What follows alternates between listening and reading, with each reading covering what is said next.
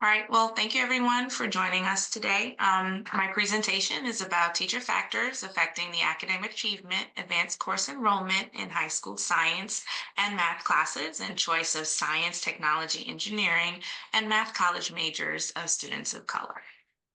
So I just want to acknowledge my dissertation committee, Dr. Franklin, Dr. Fenster, Dr. Gillens, for just all of their patience, their support through this process. And I also want to shout out my immediate family, especially my mom, who really pushed me through these 7 years to get through this program. And so I'm really grateful for everyone who's been a support for me. And I'm also really glad that Dr. Savick joined today.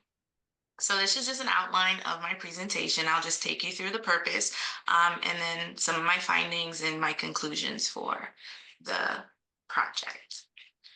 So I wanted to start off with a quote by Rita Pearson. She's just a kind of famous educator, and she says that every child deserves a champion, an adult who will never give up on them, who understands the power of connection and insists they become the best that they can possibly be. And that those words resonate with me as an educator. I mean, I've been on this journey in education for about 20 years, and I have to say, like, that is my purpose as an educator. I want to be that person who really champions kids and really pushes them to be the best because I felt like that's what I had as I was growing up. And so I want to continue to be that person for the students who I come into contact with. So just a little bit about some of the data that exist. So as of the 22-23 school year, 55.2% of the students who were enrolled in K through 12 public schools were considered to be students of color. So we have definitely, in the United States, we have moved now to having majority of the students be, a diverse population. However, we still are not as diverse with our teachers. So 8 out of 10 of our public school teachers are white, and the vast majority of those teachers are female. And so the data is showing that by 2031, we will have an increase to 57% of students of color in K through 12. And so my concern is that, we're not seeing that same growth in the public school teachers having more students of teachers of color in public schools. Another thing of interest to note is that within the next decade, so within the next 10 years or so, there's going to be an increase of 1.1 million jobs in the science, technology, engineering, and math fields. And if we, as the United States, want to be competitive on the global scale, we need to have a diverse group of employees in that workforce. And so that starts with us really trying to diversify the students who are coming into the STEM fields. So as I was doing my research, one of the things that it was of note to me was that our current system of education does not seem to be as effective in having positive outcomes for all of our students. There are still gaps that exist in achievement for our white students and our Black students and also our Latino students as well. We find that students of color are overrepresented in, disciplinary referrals. They're the ones who have they're higher referred to special ed. They also have higher rates of high school dropouts. And so for me, again, I want our kids to feel like they're in an educational environment where they're supported by their teachers, they're validated, and they're receiving the effective instruction that they're supposed to. Dr. Fessy, you had a question? All right, so as I was doing my research, I came upon several themes, and one of the main themes that I found was that the importance of teachers to the academic success of their students. And so we find that there was a study that was done on Black immigrant students, and they found, the students said that when their teachers took the time to get them acclimated to this new environment and have them adapt to this new educational environment, they were more successful academically. Latino students felt like when students took the time to get to know them in the classroom as well as outside of the classroom, it helped them be successful academically. They also kind of paid attention to like those nonverbal cues that they got from their teachers that also showed whether or not the teacher was really interested and invested in their academic success. And then that translated when they felt that the teacher cared, it translated to them having higher academic achievement outcomes. Another theme I found was teacher bias and the perception that teachers have of students. And so, an essential aspect of teachers being able to assess students accurately is them being able to do that without inserting their bias. And so we find that, of course, teacher bias affects how students are graded on their exams and their assignments. It also plays a really big role in determining whether or not students are, recommended to take some of these advanced courses, whether or not, they want to pursue those things further on in life. Another theme that came up was teacher expectations. And so a study showed that when teachers had higher expectations for their students in 10th grade, those students were 3 times more likely to graduate from college than students who had teachers with lower expectations. But again, that does have an impact because we find that, again, another study found that teachers expect 58% of white students to graduate from college, but only expect 37% of Black students. So, again, that disparity does impact our students just overall, especially our students of color.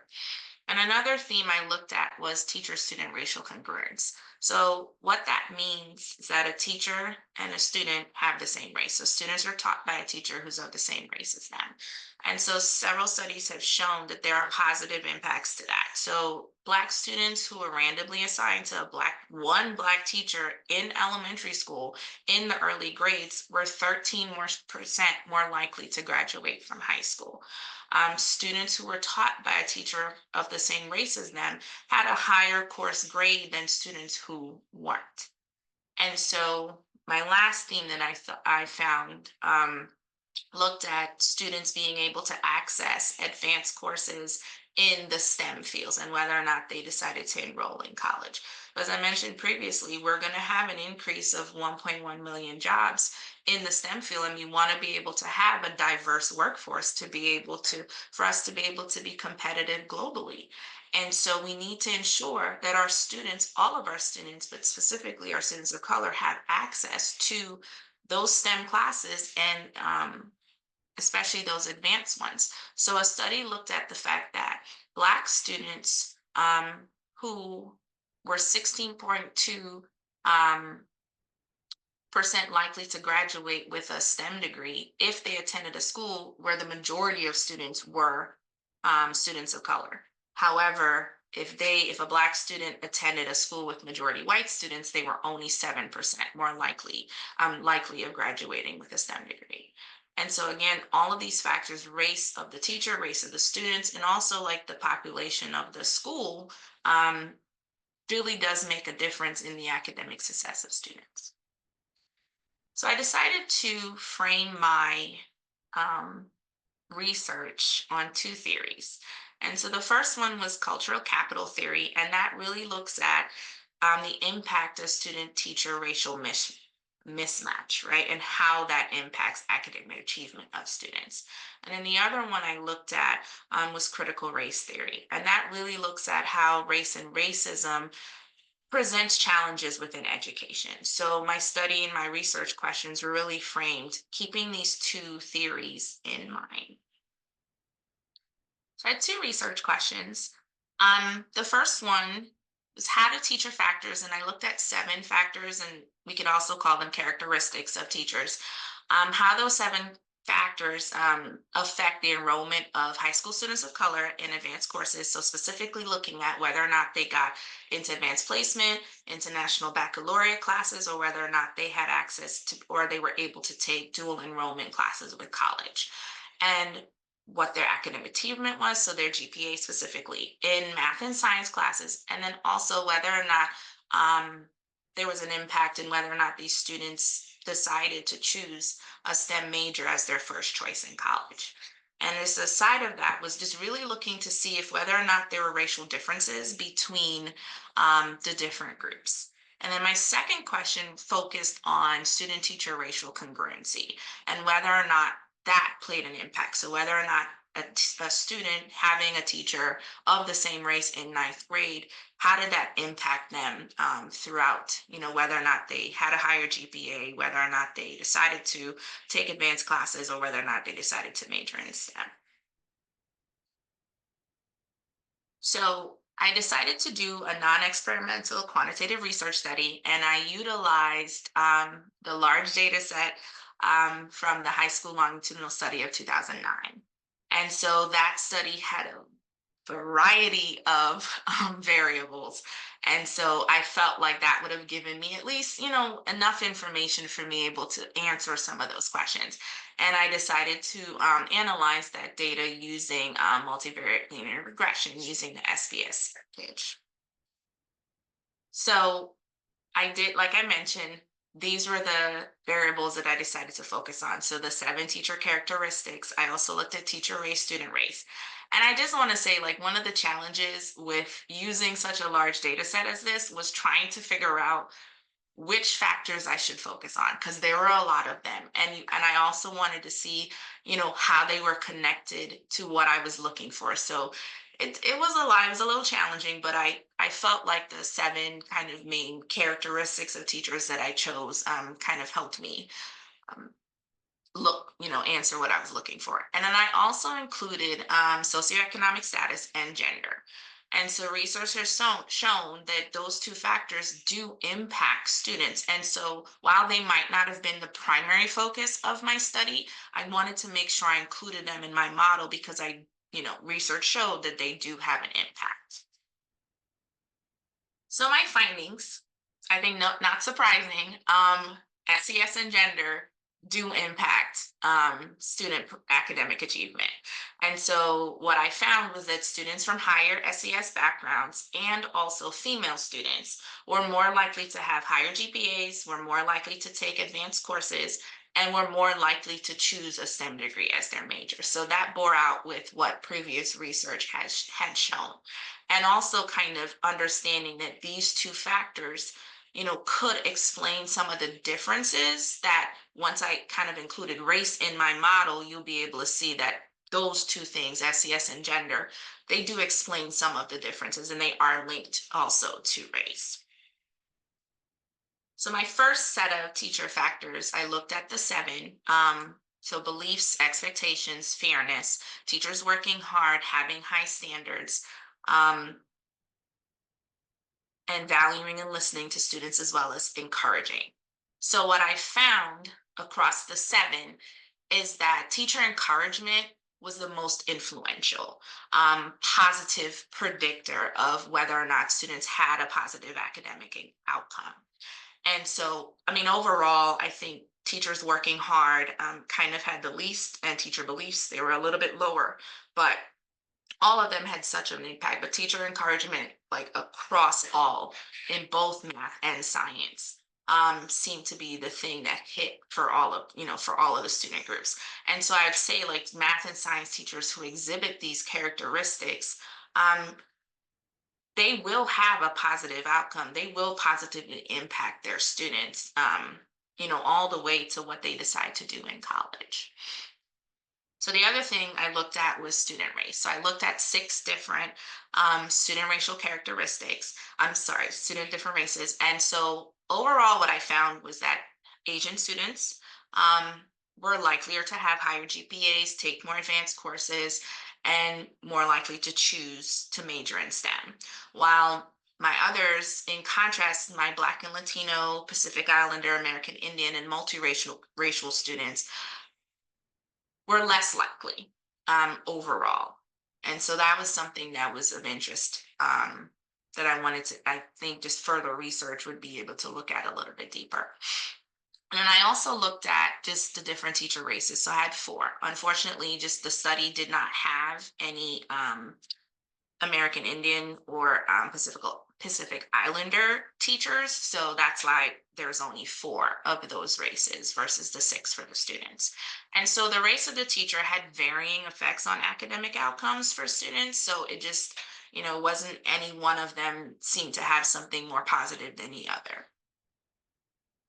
And then to look at my second question, which was really focused on student teacher racial congruence, again, there were variations in the data. Um, what I will say is that I was expecting this to show a little bit more positive results overall, just from prior research, just saying that, when students are taught by teachers of the same race, they tend to do better academically.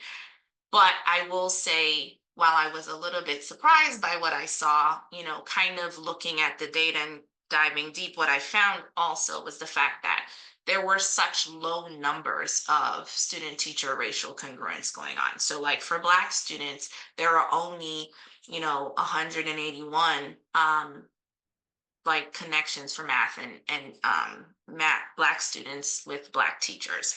Asian, it was only 53, right? And so multiracial was 30. So because of the low numbers of racial congruent student teacher pairs, there may have been those low sample sizes may have caused me not to be able to see some of the results that I could have if we had larger sample sizes. So overall, I think my study confirmed the views of prior research that teacher factors, specifically expectations, encouragement, having high standards for kids, and just kind of how teachers treat students, particularly, can positively influence the academic achievement of students. So overall, I think what I found, it was confirmed. Um, Something else that was of note was that comparing, math and science, I found while there were some positive impacts for math, science definitely had a more overwhelming, more positive outcomes than math teachers. So that was something that kind of stuck with me. And, as a thought, for future research, like maybe there needs to be something to look at. What's the difference in between how math and science, those disciplines are taught. Maybe that could explain why I might have saw something a little bit more positive in the science classes versus the math classes. And then just in general, again, Asian students kind of outperforming their Black and Latino peers. And then some of our, it was a mixed bag when it came to the racial congruence student teacher relationships. So, what was of note to me, kind of because I didn't see what I thought I was going to see again from the student teacher racial congruence, it made me think about how teachers were placed. Well, number one, we had low sample sizes of congruent student teacher relationships, but also like wondering, and again, this is something for future study, the low numbers of teachers of color who may be in advanced courses. So maybe that's another reason why I might not have seen some of the results that I've expected. But it also kind of raised a couple of questions too, because I wanted to dive deep again, because some of my findings weren't exactly what I thought. And so I took a deeper dive. And so the HSLS '09 study, at the start of it, all students in ninth grade were given a math assessment on algebraic reasoning.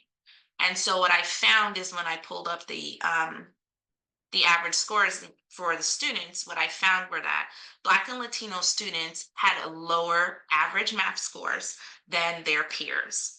And then when I broke it down, even looking at the students who are in the math classes versus and the students who are in the science classes, again, it was similar, like our Black and Latino teachers taught students with lower average math scores than um, teachers of other races. So that could explain why, just kind of moving forward, some of the students, our Black and Latino students maybe might not have shown as much of an increase or the positive outcomes in academic achievement because they were starting average kind of a little bit lower than some of their peers.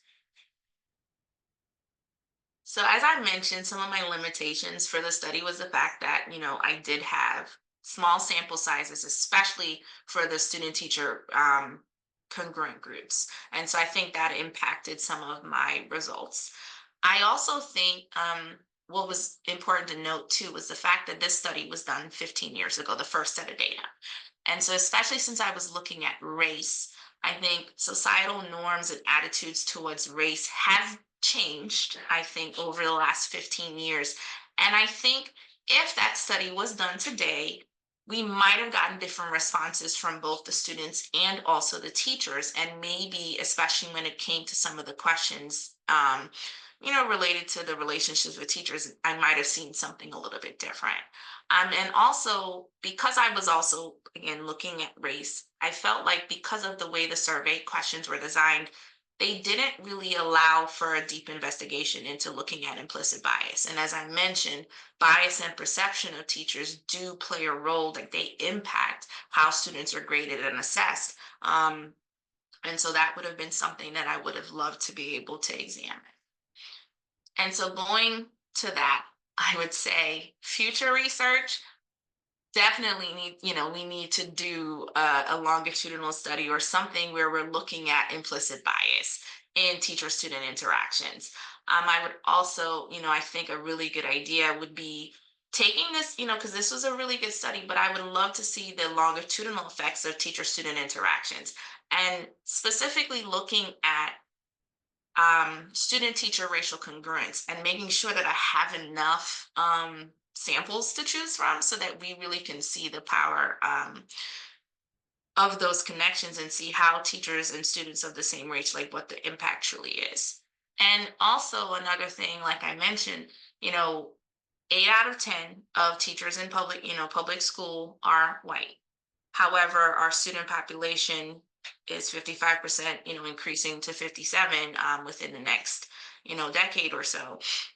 And so, but want to see like why is it that people of color are may not be entering the teaching profession as the same rate as their white peers? And what is that? Like how can we get more teachers of color so that our students can have people, who look like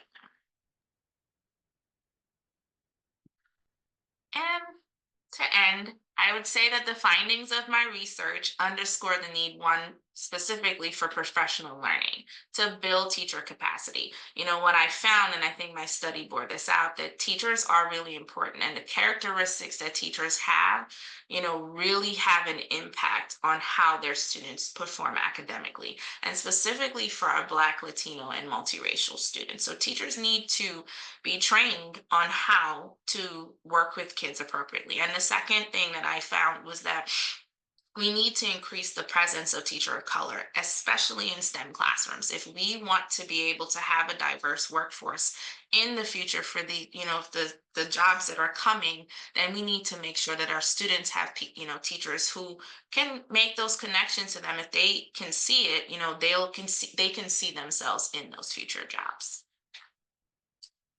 Thank you very much.